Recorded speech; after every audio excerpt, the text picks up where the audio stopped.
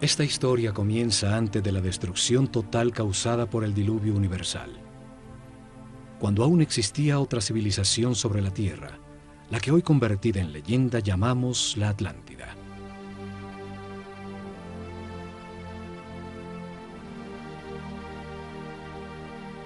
Tenían una sabiduría producto de la evolución de la conciencia del hombre durante miles de años, de las verdades comprendidas sobre el funcionamiento del universo y del proceso que llamamos vida. El estudio de las constelaciones les reveló que la humanidad era una unión viviente entre el cielo y la tierra, que las estrellas y los soles la afectaban, formando estaciones, ciclos y ritmos.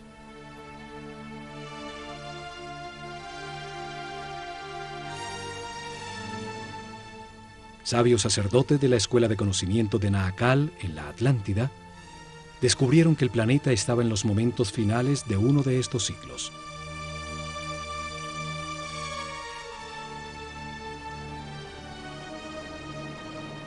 Advirtieron sin ser oídos que una catástrofe inminente destruiría las estructuras que organizaban la vida del hombre.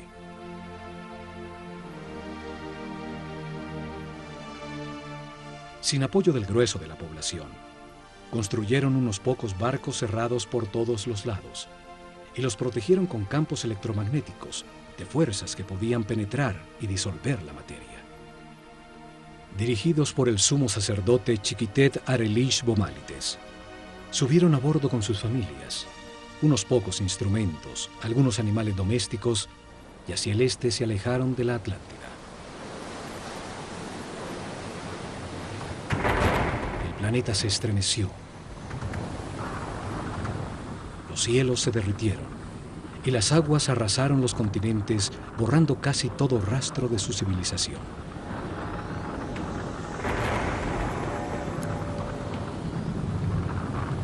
Como evidencia en dos lugares muy cerca a Egipto, se encontraron unas gigantescas losas de piedra, llamadas megalitos, que por su enorme tamaño, peso y difícil ensamblaje, demuestran una tecnología desaparecida, seguramente de la civilización atlante.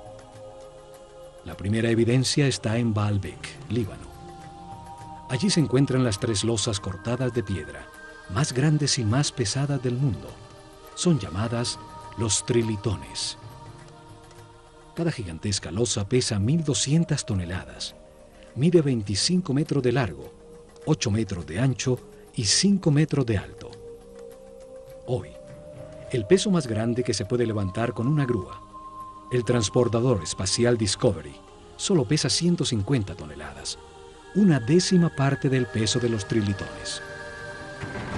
Hoy no existe la tecnología para levantarlas, y mucho menos para colocarlas con tan extrema precisión. Fueron movidas a su lugar desde 3 kilómetros de distancia donde fueron talladas, y donde aún se encuentra una losa de igual tamaño que nunca fue utilizada por los constructores originales. La misteriosa plataforma, por su enorme tamaño, se convirtió en un sitio sagrado para las culturas que después del diluvio se asentaron en la zona. Asirios, persas, griegos y por último romanos construyeron sus templos más importantes sobre la plataforma.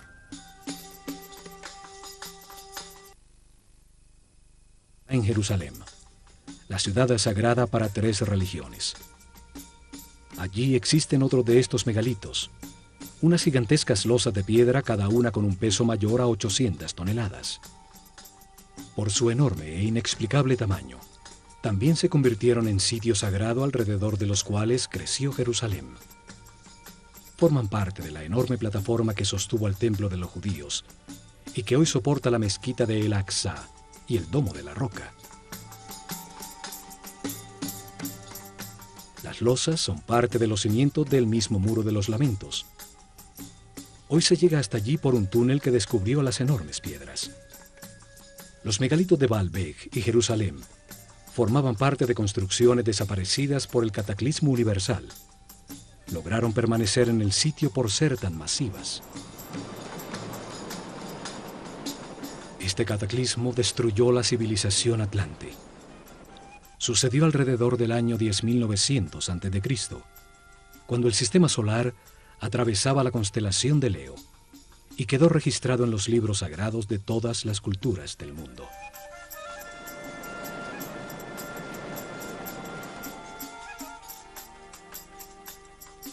Cuando el equilibrio se recuperó, los sacerdotes sobrevivientes al cataclismo desembarcaron en el centro de la superficie terrestre, en el sitio donde sabían que confluyen las fuerzas telúricas del planeta.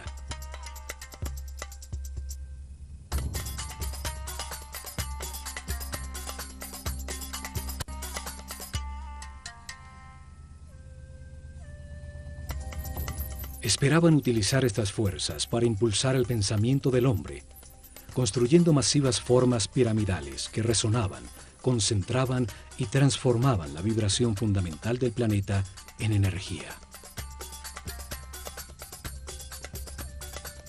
Seres muy avanzados espiritualmente tenían un concepto de progreso que no estaba basado en la adquisición de comodidades materiales, sino en lograr la paz y la armonía interior, en transformar un limitado hombre animal en un superhombre. Estos sacerdotes, en un momento que llamaron el Septepi, el tiempo nuevo, vieron resurgir de las aguas un largo y estrecho oasis, una fértil tierra rodeada por un desierto protector bordeando un largo río.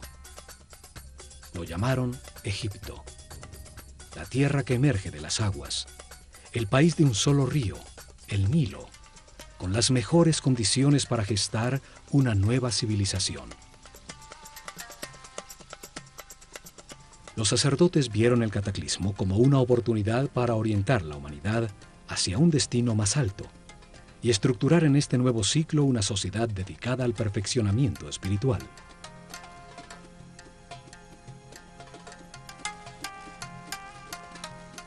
La Esfinge demuestra los enormes ciclos de tiempo que consideraban en sus planes.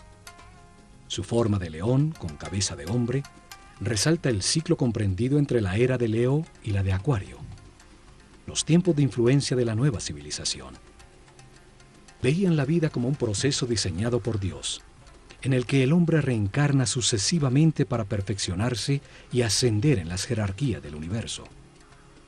El espíritu del hombre que no comprende al Creador, ni la razón del universo o de su propia existencia, se encarna en un cuerpo para tener experiencias que le permitan adquirir sabiduría y comprensión. En el sitio donde reencarna y experimenta todo, tiene dos extremos opuestos. Es un universo polarizado y dual, que permite la comparación entre las partes para comprender cuál es verdad. Se aprende al vivir en carne propia el resultado de cada decisión y comportamiento en la vida. El sufrimiento permite entender la felicidad. La angustia permite entender la paz. A lo largo de muchas vidas, de comparar los dos extremos se comprende que lo único verdadero está en el centro, en la neutralidad del amor. A través de la reencarnación, el hombre comprende poco a poco. Se transforma en un ser respetuoso de todo lo que existe. Comprende,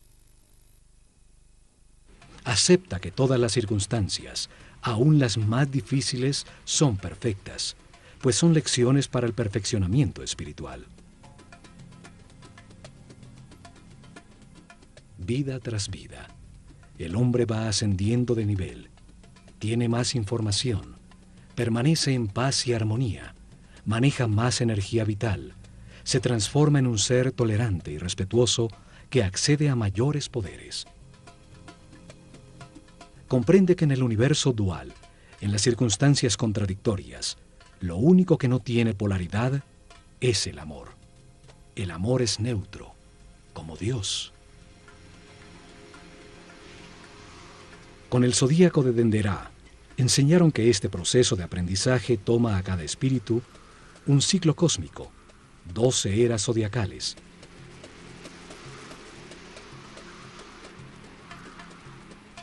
Un giro completo del sistema solar, recibiendo la radiación de cada una de las 12 constelaciones.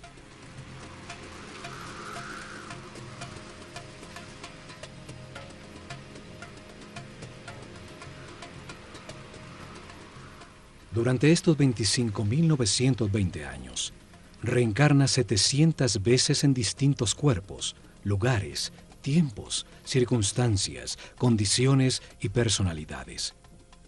En cada vida aprende algo distinto. Cada vez nace influenciado de distinta manera por las fuerzas que irradian las estrellas.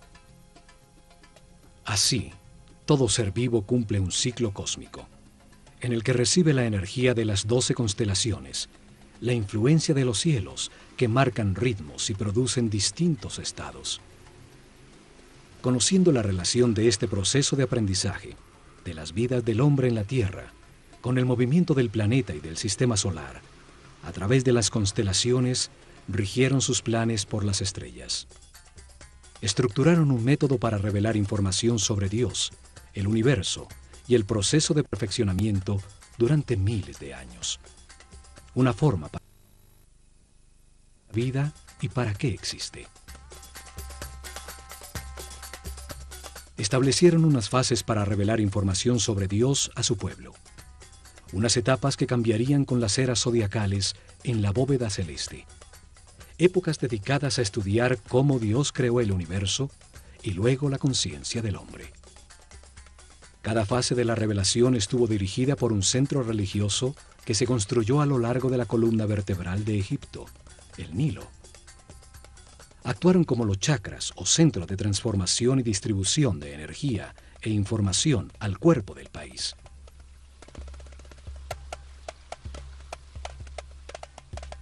Desarrollaron en 4 épocas, 4 centros religiosos, cada uno dedicado a explicar y lograr comprensión en el pueblo sobre una fase del Génesis. Cada uno dedicado a un momento distinto del único Dios, con nombres y formas simbólicas distintas.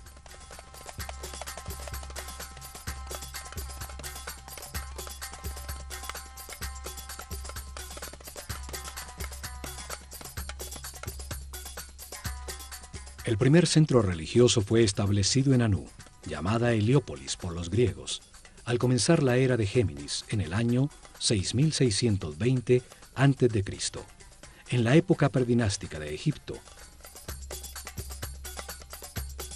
Una era dedicada a la simetría en el arte y en la arquitectura.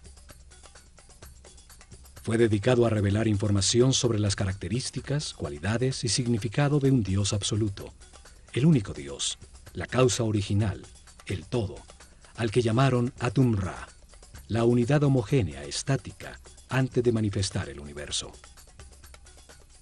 El segundo centro religioso fue establecido en Memphis, al comenzar la era de Tauro, en el año 4460 a.C.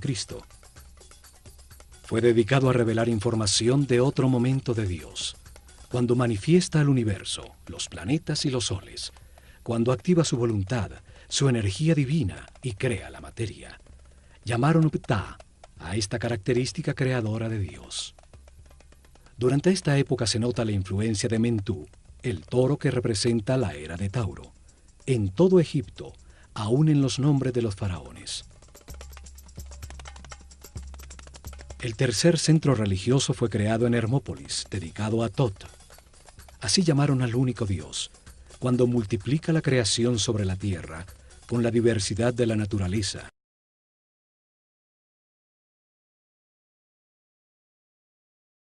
El centro religioso fue establecido en Tebas con la llegada de la época de Aries, el Ram, en el año las plantas y los animales. El cuarto centro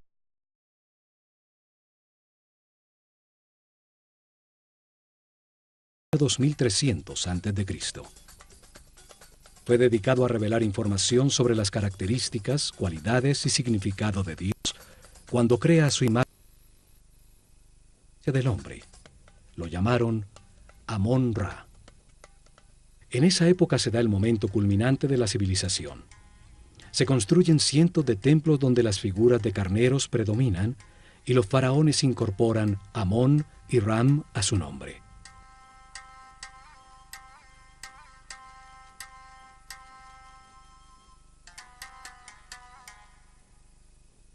Los cambios de era o constelación zodiacal determinaron la duración de cada fase de la revelación. El pueblo comprendió poco a poco que existe un solo Dios, que por sus características y momentos distintos en que crea el universo y al hombre, tiene nombres distintos. Crearon una escuela de misterios para transmitir su conocimiento, garantizando sacerdotes sucesores de su casta que continuaran el proceso de revelación. Alrededor de los templos y centros religiosos desarrollaron el país. En su interior se dedicaron a transformar a los iniciados en seres respetuosos, capaces de guiar a su pueblo y manejar las fuerzas fundamentales de la naturaleza.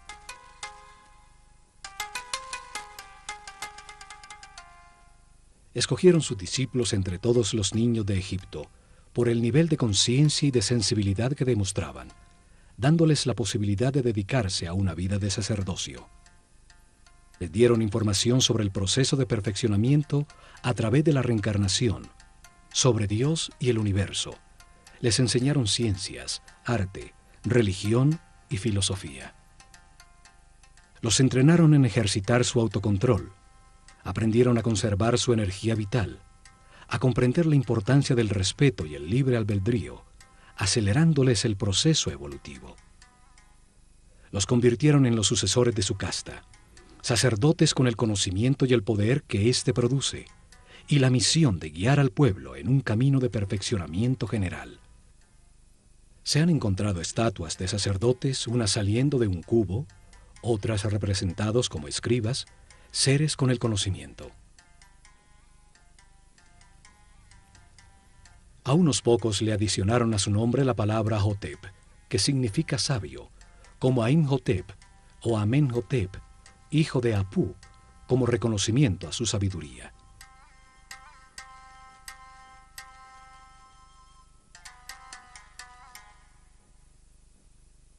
Es en los templos donde concentraron el conocimiento, el poder, la riqueza material y espiritual. Desde allí impulsaron la organización desde la nada de la civilización egipcia.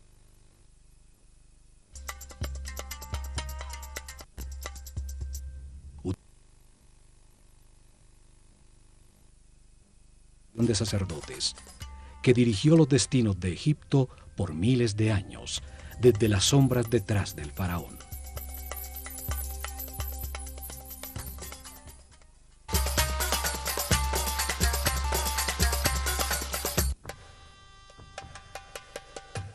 La escuela de misterios utilizó el ojo de Horus como su símbolo, una firma que aparece en los muros de todos los templos de Egipto. Un símbolo trae a la mente, evoca, lo comprendido de su forma, su acción principal, transmite una idea de manera muy simple, más allá de las palabras. Su significado puede ser entendido miles de años después de haber sido dibujado.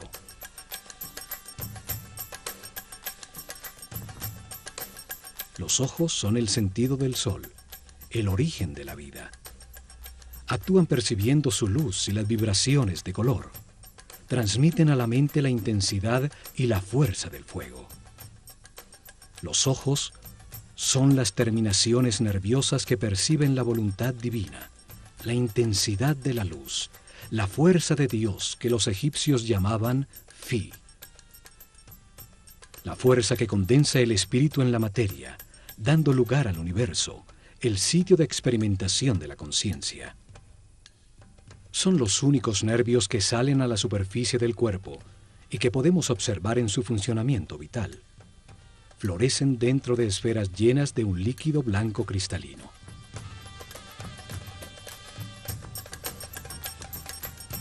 Los ojos simbolizan la dualidad. El ojo izquierdo es solar, sensible a lo negativo. El derecho es lunar, sensible a lo positivo y afirmativo. Cruzan su información para producir la imagen mental correcta del espacio. Simbolizan la experimentación de la conciencia en un universo de contrastes, para encontrar la verdad por comparación entre las partes opuestas. Reaccionan a la luz activa del sol, produciendo en la mente la verdadera luz, la energía vital luminosa, una luz invisible que hace posible la inteligencia y la comprensión de la realidad. Los pájaros evocan la acción de volar, la libertad sin limitaciones materiales. El halcón es el pájaro que mejor ve. Horus, el halcón, representa al espíritu cuando completa su aprendizaje en la vida mortal y limitada. Cuando comprende las verdades del universo, porque las ha verificado en muchas vidas, y se eleva sobre las limitaciones materiales, sobre el tiempo y el espacio. El ojo de Horus es la conciencia inmortal que todo lo sabe, que todo lo ve. Puede volar muy alto sobre todo lo que existe o fijar su atención en cualquier detalle. Evidentemente, los sabios sacerdotes se veían como los observadores y los guías de un proceso de perfeccionamiento hacia la luz. Por eso su símbolo era el ojo de Horus, el ojo que todo lo ve.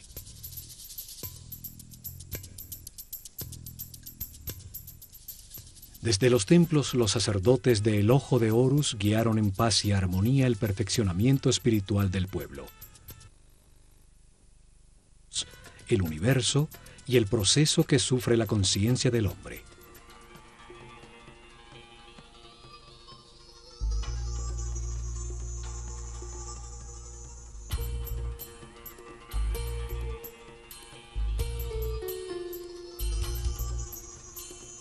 Protegido del exterior por altísimos muros, cada templo era un enorme complejo donde vivieron miles de personas, hombres y mujeres por igual, pues no había distinción de sexo.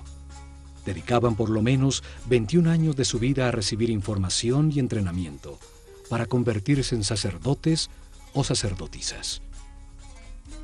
El proceso de aprendizaje se realizó en distintos templos, donde permanecían por largos periodos mientras recibían la información que contenían, el entrenamiento correspondiente a ese nivel y las pruebas de autocontrol para avanzar al siguiente nivel en otro de los templos sobre el Nilo.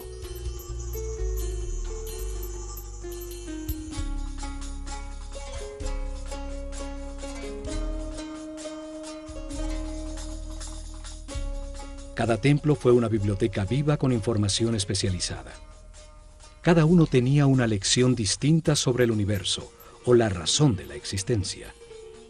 Cada templo contenía en su interior un tema sagrado distinto con información que da sentido a todo lo creado.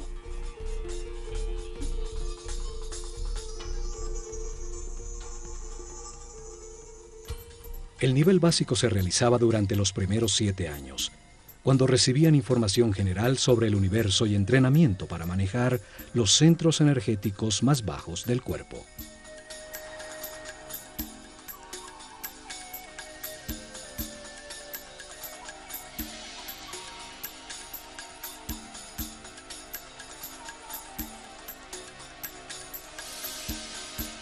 Tenían templos como el de Komombo, dedicados a entender la necesidad de un universo dual y polarizado, para permitir a la mente comparar entre extremos opuestos y así comprender qué es verdad.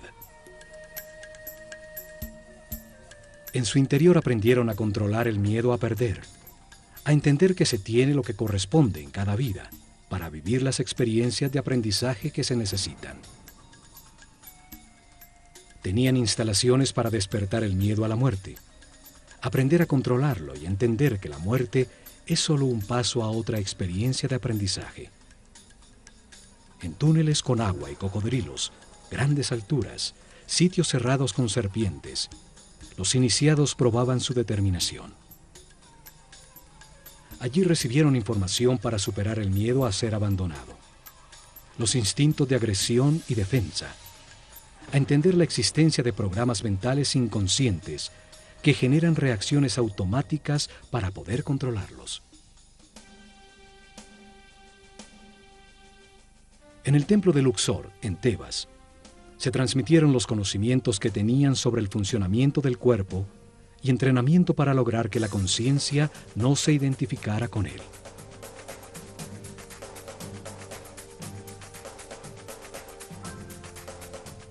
El templo entero era como un organismo humano. Cada salón representaba un órgano con información en sus muros sobre su función principal.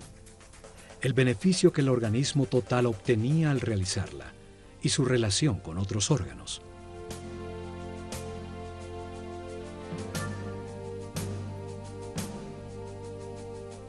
En su interior realizaron ejercicios de concentración y de movimiento, guiando su mente a cada órgano, hasta que hicieron consciente el cuerpo entero y lo manejaron a voluntad como un excelente instrumento.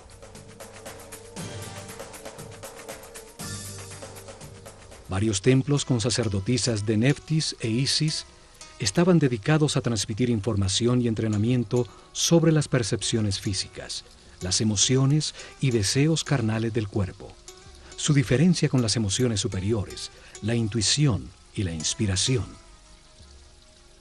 Aprendieron a transmutar las pasiones y las sensaciones del cuerpo con el poder del espíritu, a elevar su conciencia y su vibración vital, a solicitar y canalizar la energía e inspiración de espíritus en planos más evolucionados para despertar su creatividad. Muchos templos como el de Hathor, en Dendera, estaban dedicados a las ciencias, a la astronomía, a la astrología y a las matemáticas.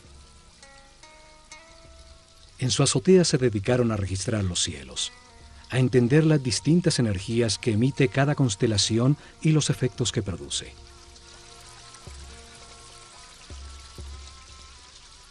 Sí. Las estrellas, controlando la duración del año solar, la fecha exacta del desbordamiento del Nilo, el momento en que la Tierra cambió de la era de Tauro a la de Aries, los ciclos que afectan el proceso de evolución.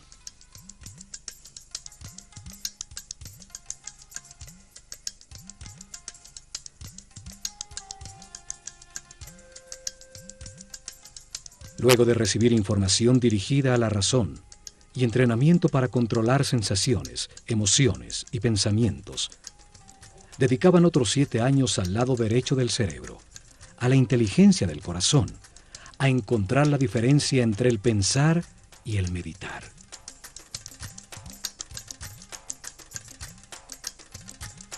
El templo de Karnak, el más grande de Egipto, estaba dedicado a la conciencia, a analizar las fuerzas que la moldean, a entender el proceso de evolución y a acelerarlo utilizando la concentración en conceptos, palabras, sensaciones, puntos exactos o movimientos.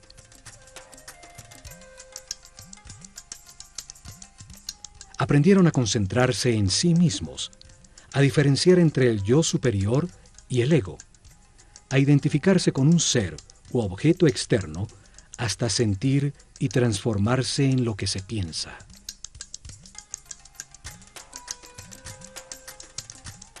Realizaron ejercicio de telepatía en cercanía física, luego a distancia en un momento determinado del día, hasta aprender a comunicarse mentalmente en cualquier momento.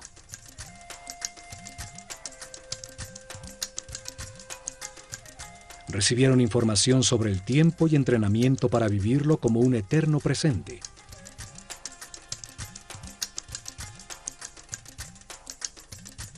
Entendieron que pensar es comparar para conocer y que cuando todo se sabe ya no se piensa ni se compara. Aprendieron a cambiar de estado o nivel vibratorio, a manejar las circunstancias externas, logrando el equilibrio emocional como una decisión mental interna.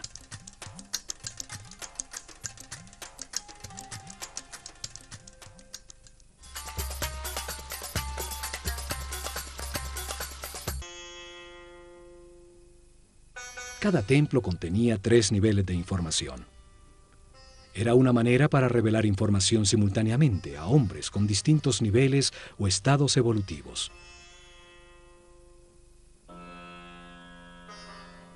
El primer nivel transmitía información básica dirigida al pueblo. Cada templo contaba una sencilla historia llena de símbolos y personajes fantásticos. Un drama sagrado fácilmente comprensible. Las ideas eran expresadas como mitos en forma de historia.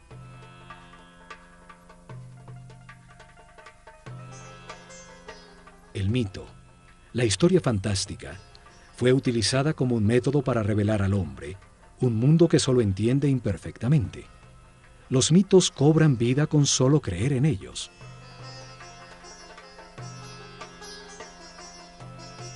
Inventaron personajes con características simbólicas, con formas que traen a la mente su función y actividad principal, que participaban en sencillas historias, parábolas que cuentan verdades sobre la naturaleza humana, sin lo árido o lo abstracto de la filosofía o la metafísica.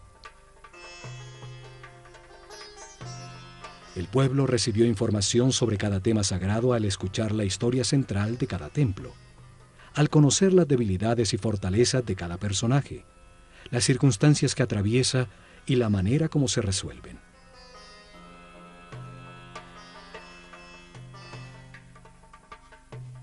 Utilizaron un segundo nivel de información dirigido a los discípulos, seres con un nivel espiritual más elevado, y a los que se les explicaba directamente el mismo tema sagrado, de una manera más concreta y profunda.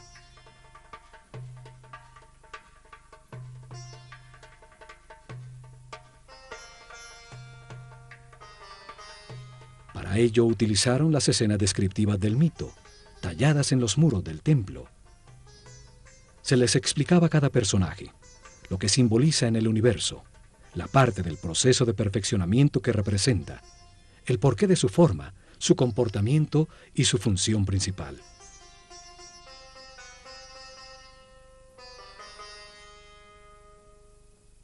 La sabiduría de los sacerdotes de El Ojo de Horus es evidente en la historia que cuenta cada templo, en las formas que utilizaron como símbolos.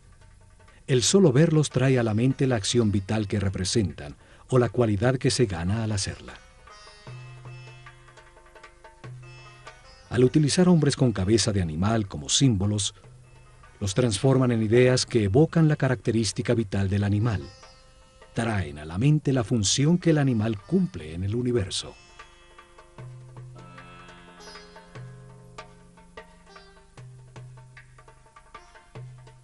Un hombre con cabeza de chacal adquiere sus características, su instinto de orientación en el desierto. Siguiendo sus huellas, siempre se llega a tierra cultivada. Es entonces un excelente guía. Cada símbolo evoca una comprensión. La forma simple de un pájaro evoca en la mente el vuelo, la libertad. Un disco solar sobre la cabeza de un hombre habla de su claridad, de la sabiduría que irradia, de la información que tiene, del nivel de su conciencia.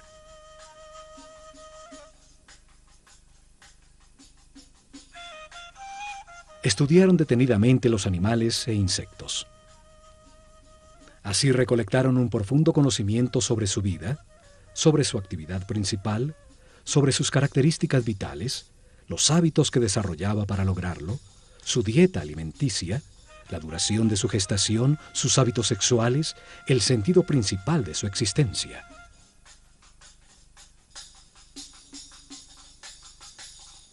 Escogieron los animales más idóneos para representar una acción vital y lo que logra el universo cuando se ejecutan. El proceso del gusano que se arrastra y teje para luego transformarse en mariposa.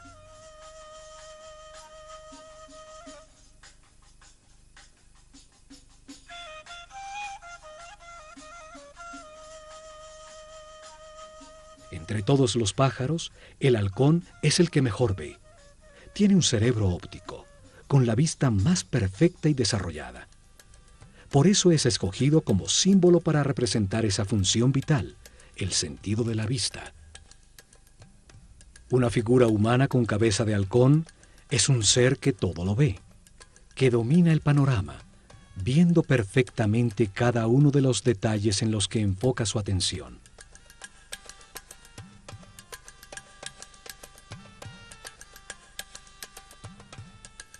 Estas figuras llamadas dioses o néteres por los egiptólogos que creen que Egipto era politeísta y que adoraba a los animales, solo representan una acción vital, un comportamiento que transforma y perfecciona. Cada acción importante de la vida tiene un símbolo que la representa.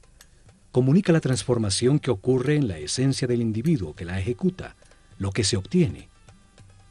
Un par de brazos indican adoración. Unas piernas, la acción de caminar. Una boca, la acción de hablar.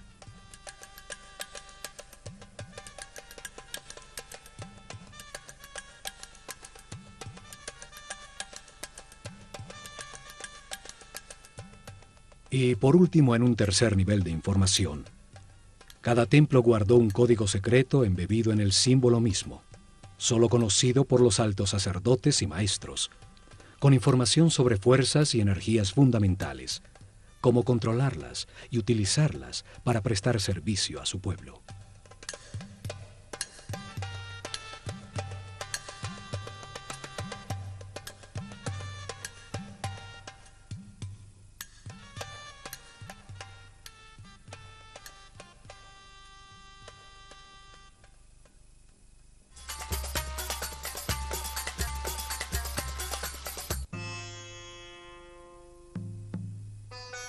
En templos como el de Horus en Edfu, el sumo sacerdote dirigió a los discípulos más evolucionados a desplazar su conciencia en el tiempo, abriendo el inconsciente para revivir y comprender las vidas pasadas en su proceso de reencarnación.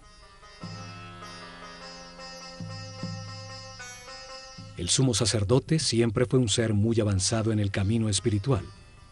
No se identificaba con el cuerpo, conocía perfectamente su funcionamiento y qué energías utilizar para equilibrarlo.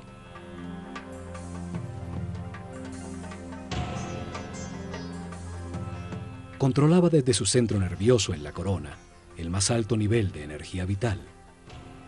Permanecía en un eterno presente irradiando amor, guiando y sirviendo con su divino poder.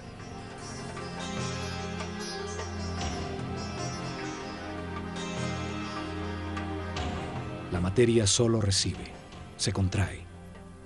El dar es radiar. Es una característica vibracional del espíritu. Los seres de cada nivel reciben y transmiten a sus niveles inferiores.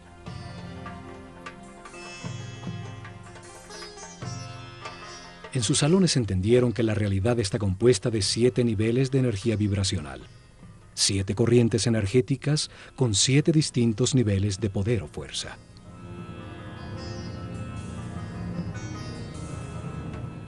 El cuerpo tiene 7 chakras o centros de transformación de la energía fundamental del universo. Cada ser humano en su vida presente utiliza uno de esos 7 centros dependiendo del nivel de evolución de su conciencia. A mayor comprensión del universo, más respeto, más alto el chakra o centro nervioso que utiliza para transformar la energía. Mayor cantidad de energía procesa diariamente y más poderes trascendentales tiene. El sumo sacerdote podía controlar las fuerzas fundamentales por el altísimo nivel de energía vital en que permanecía su organismo. Su sistema neural tenía una resistencia correspondiente con ese nivel de energía.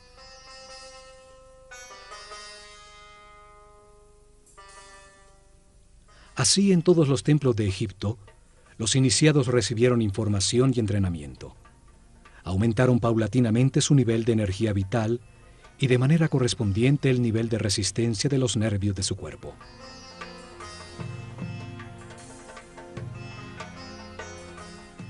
Aprendieron a mantenerse en paz, armonía, a respetar todo lo que existe, a aceptar la perfección del universo para conservar sus niveles de energía vital en el camino de perfeccionamiento que lleva a la omnipotencia, al control de fuerzas y energías superiores. Una intensa preparación física, mental y espiritual que terminaba con el momento de experimentar la totalidad y la nada, lo manifestado y lo inmanifestado, y recibir en una pirámide una poderosa energía que permite vislumbrar el 7º nivel de conciencia. Durante la era de Tauro, se dedicaron a experimentar con una forma piramidal de tecnología resonante que transformaba las vibraciones del planeta en energía, un conocimiento heredado que había de llevar a la práctica.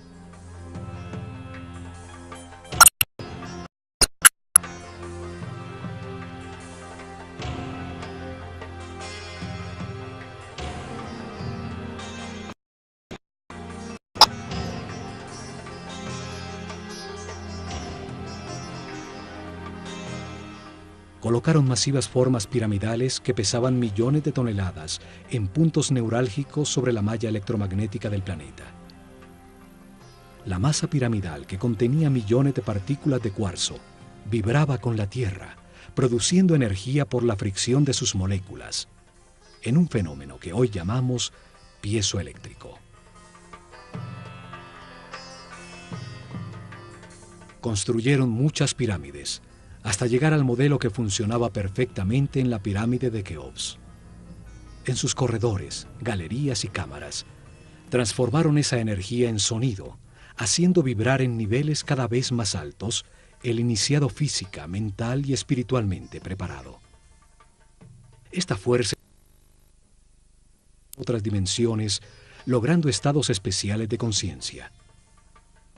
Con esta ayuda externa, los iniciados vislumbraban el séptimo nivel de conciencia.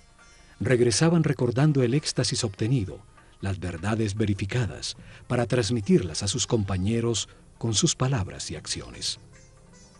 En sus meditaciones posteriores obtendrían nuevamente ese estado de unidad sin movimiento, hasta que se consolide esta situación definitivamente y se encuentren de manera permanente en estado de Dios-hombre, siempre radiando energía positiva de amor.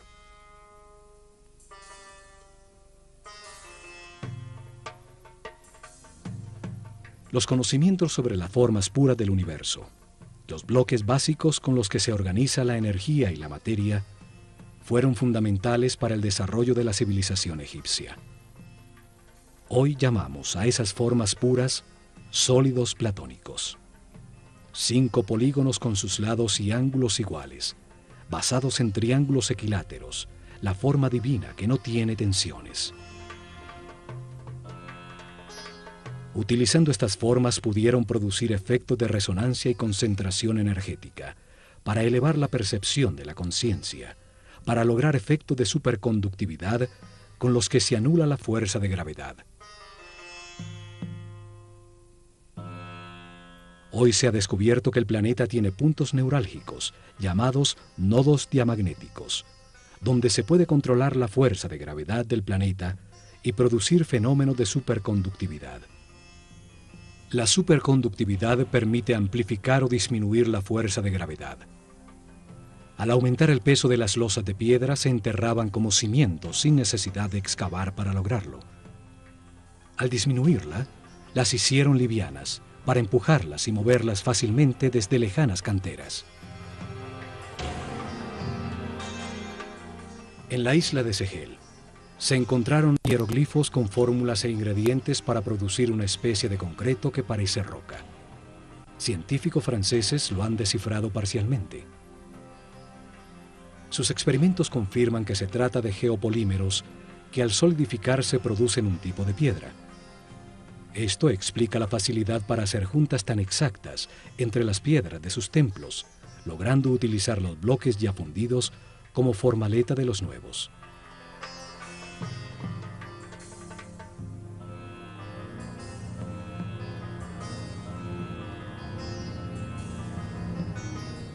Pero lo más importante fue su visión de que la vida es un proceso diseñado por Dios para ampliar la conciencia del hombre. Que el espíritu del hombre se encarna repetidamente en un cuerpo para comprender la armonía por los resultados de sus decisiones.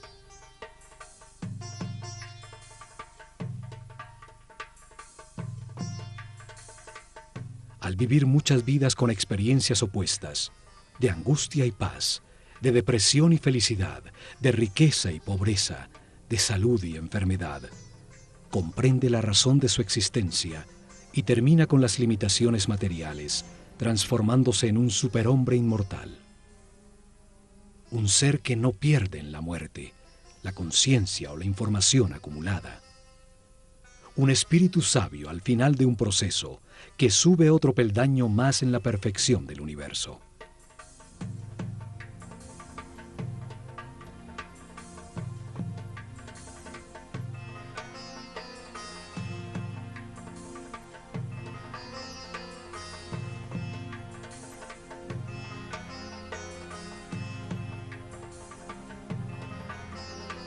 El hombre reencarna muchas veces.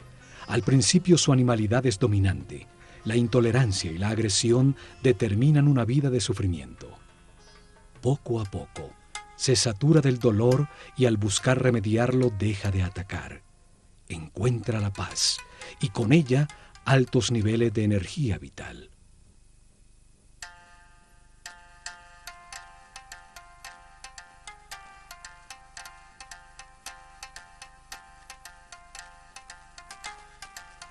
Con la información del proceso de perfeccionamiento y de las leyes que lo regulan, los egipcios mejoraron su vida.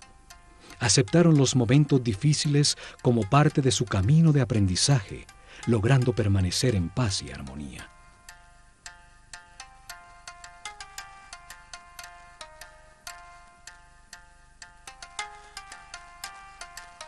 Los templos se revelaron como hombres en un mundo de dolor, podían transformarse en seres sin limitaciones físicas, con conocimientos para transmutar la materia y trasladarse libremente en el tiempo y en el espacio.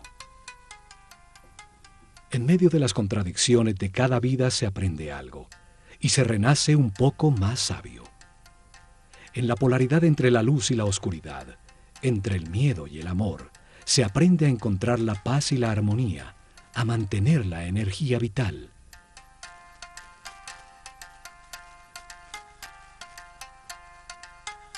Al experimentar en carne propia los tormentos y la angustia que producen la ira, el odio, el rencor o la venganza, se comprende el valor de la armonía.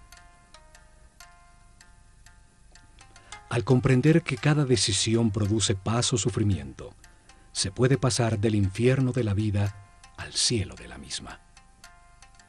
El pueblo entendió que todas las acciones de la vida diaria, pescar, sembrar, cosechar, son una manera de acercarse a Dios, de ser más perfectos cada día.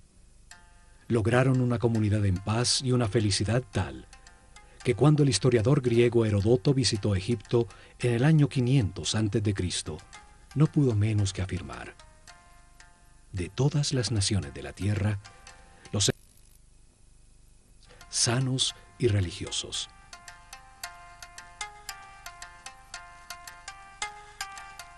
Sin embargo, no tenían una palabra en su idioma que significara religión. No veían ninguna diferencia entre lo sacro y lo mundano. Se veían como los encargados de comprender que Dios, el universo y el hombre forman una unidad manifestada por amor.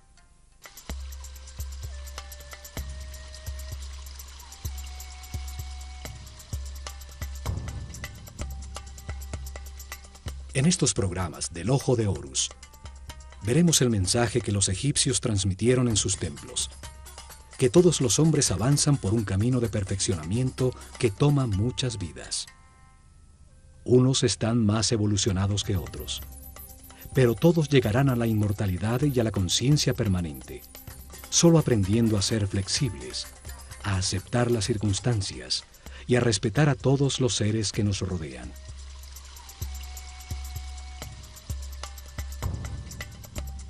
El camino puede ser de sufrimiento o de paz y armonía. Depende que se valore lo que se tiene y se agradezca la oportunidad de estar vivos para tomar conciencia que fuimos creados por amor.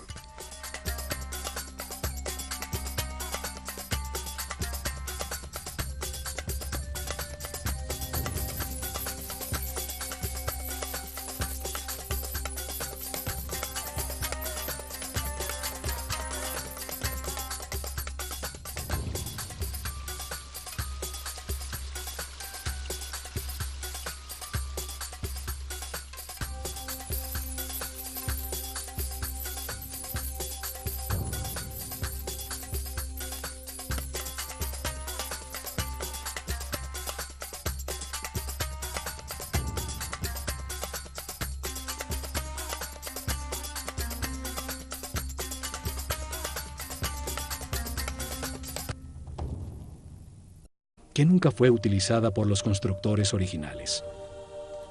La misteriosa plataforma, por su enorme tamaño, se convirtió en un sitio sagrado para las culturas que después del diluvio se asentaron en la zona.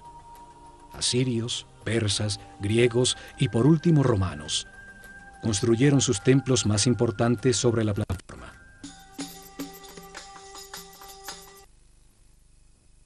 En Jerusalén, la ciudad sagrada para 3 religiones. Allí existen otro de estos megalitos, unas gigantescas losas de piedra, cada una con un peso mayor a 800 toneladas. Por su enorme e inexplicable tamaño, también se convirtieron en sitio sagrado alrededor de los cuales creció Jerusalén. Forman parte de la enorme plataforma que sostuvo al templo de los judíos y que hoy soporta la mezquita de El Aqsa y el Domo de la Roca. Las losas son parte de los cimientos del mismo Muro de los Lamentos. Hoy se llega hasta allí por un túnel que descubrió las enormes piedras. Los megalitos de Baalbek y Jerusalén formaban parte de construcciones desaparecidas por el cataclismo universal. Lograron permanecer en el sitio por ser tan masivas. Les reveló que la humanidad era una unión viviente entre el cielo y la tierra, que las estrellas y los soles la afectaban, formando estaciones, ciclos y ritmos.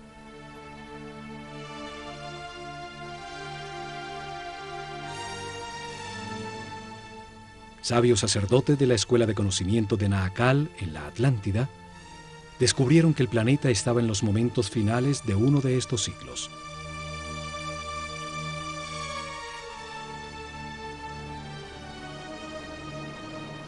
Advirtieron sin ser oídos que una catástrofe inminente destruiría las estructuras que organizaban la vida del hombre.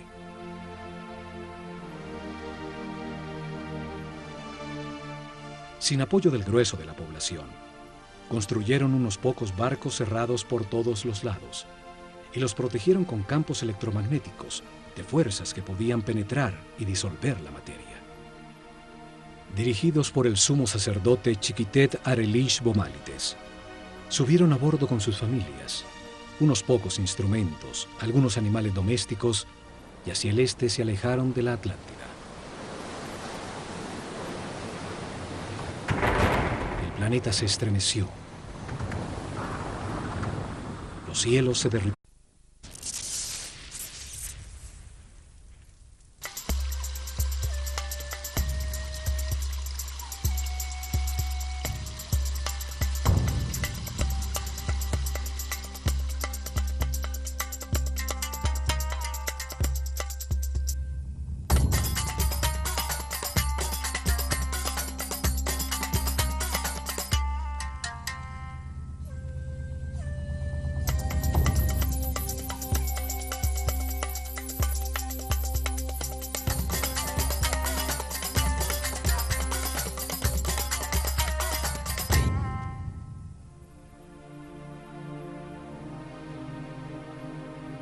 Esta historia comienza antes de la destrucción total causada por el diluvio universal, cuando aún existía otra civilización sobre la Tierra, la que hoy convertida en leyenda llamamos la Atlántida.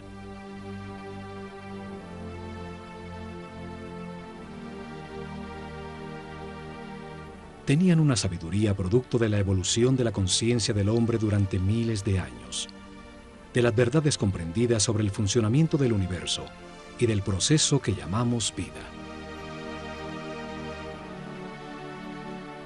El estudio de las constelaciones, este cataclismo destruyó la civilización atlante. Sucedió alrededor del año 10.900 a.C., cuando el sistema solar atravesaba la constelación de Leo y quedó registrado en los libros sagrados de todas las culturas del mundo.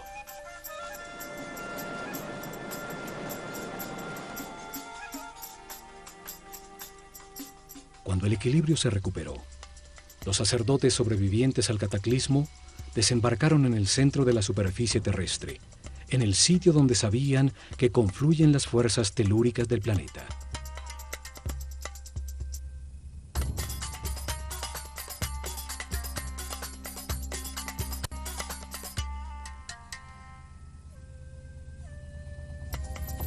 Esperaban utilizar estas fuerzas para impulsar el pensamiento del hombre, construyendo masivas formas piramidales que resonaban, concentraban y transformaban la vibración fundamental del planeta en energía. Seres muy avanzados espiritualmente, tenían un concepto de progreso que no estaba basado en la adquisición de comodidades materiales, sino en lograr la paz y la armonía interior, en transformar un limitado hombre animal en un superhombre. Dieron, y las aguas arrasaron los continentes, borrando casi todo rastro de su civilización.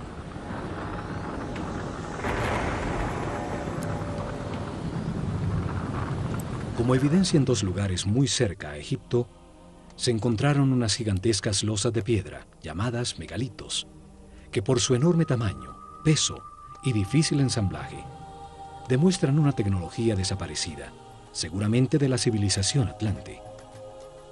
La primera evidencia está en Baalbek, Líbano. Allí se encuentran las tres losas cortadas de piedra, más grandes y más pesadas del mundo. Son llamadas los trilitones. Cada gigantesca losa pesa 1.200 toneladas, mide 25 metros de largo, 8 metros de ancho y 5 metros de alto. Hoy, el peso más grande que se puede levantar con una grúa, el transportador espacial Discovery, solo pesa 150 toneladas, una décima parte del peso de los trilitones. Hoy no existe la tecnología para levantarlas, y mucho menos para colocarlas con tan extrema precisión. Fueron movidas a su lugar desde 3 kilómetros de distancia donde fueron talladas, y donde aún se encuentra una losa de igual tamaño